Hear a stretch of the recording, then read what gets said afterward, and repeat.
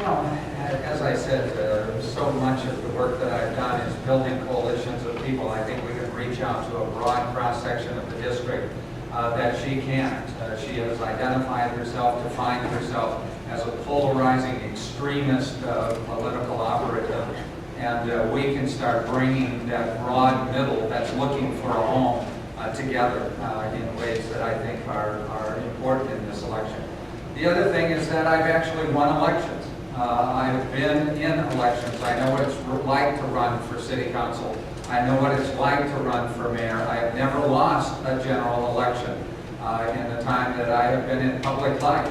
And while the congressional race is bigger, it's important to understand that it's still retail politics. It's still door to door, precinct by precinct, house by house, street to street. You've got to have a network, a grassroots organization, a volunteer base that can reach out all over the district, and that's what's going to be important. And I think there are some key areas that I can reach out in ways that can cut into her support. We understand the differences between the western end of the district and having a field organization there, a strong field organization here in Anoka County, and what it means to be able to attract the independents here in Anoka County, and then what it means to have the kind of field organization we're going to need in the eastern edges of the district, in Stillwater and Woodbury and places like that. We can put that kind of a campaign together. I can also reach out in ways, I think, to the religious community that can counteract some of the kind of religious images that Michele Bachmann has created. Images that I think distort the religious message of our obligation to the poor and our commitment to the environment and our duty to fairness and justice. And I think that those are going to be important places in this campaign where we can take on Michele Bachmann. Thank you. Now, Mr. Olson.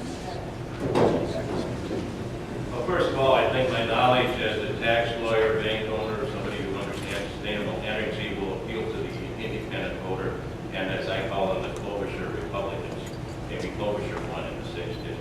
I don't think that someone who calls himself a pro-life Democrat will attract any votes away from Michele Bachmann. I don't think that a transportation lobbyist will have the same appeal to the independent voter, as I say, Klobuchar Republicans, as I will.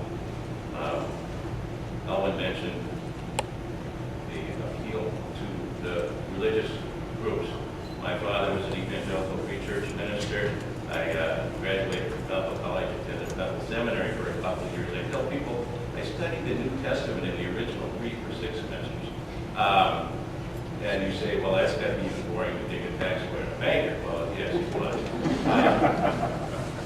When I was over at Bethel College, competing with the students and faculty, faculty at Bethel College, according to the members of the faculty who were there, said, without issue, both Republican and Democratic side of the faculty said, the faculty at Bethel College is probably 80% Democratic, which is huge. I think that the fundamentalist religious activists are a distinct right-wing group that, for lack of a better term, I was quoted at one point in time, Jesus would describe as he did the scribes and Pharisees in the New Testament as such hypocrites. We can't appeal to the caring